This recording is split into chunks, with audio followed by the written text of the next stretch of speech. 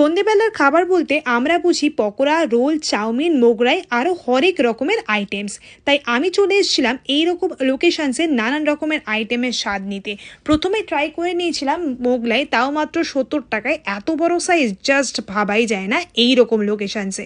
এখানে আপনি পকোড়া থেকে শুরু করে আরও অনেক আইটেমস কিন্তু পাবেন, তাই ট্রাই করতে একদম ভুলবেন না। প্রথমে আমি বরানগর মেট্রো স্টেশন থেকে নেমে চলে এসেছিলাম অটো স্ট্যান্ডে, যেখানে আমার বন্ধু আমার জন্য ওয়েট করছিল। আর সেখান থেকে আমরা চলে এসেছিলাম কিন্তু এই লোকেশনসে আজকের ভিডিও শ্যুট করতে, যেখানে মোগলাইটা ছিল এত মোটা সাইজের আর বড় সাইজের। খেতে কিন্তু জাস্ট ফাটাফাটি ছিল, মনে হচ্ছিল রাক্ষসের মতো খাচ্ছিলাম। আর এতে কিন্তু পুরটা ছিল ভরপুর, না দেখলে আপনি জাস্ট বিশ্বাসই করবেন না। তারপরে লোকের পেছনে কাঠি না করে কাঠি কাবাবে কাঠি গুঁজে খাওয়াটা কিন্তু আমার অনেক দিনের অভ্যেস। সেটা আমি বদলাতে পারলাম না, আর খেতেও জাস্ট ভালো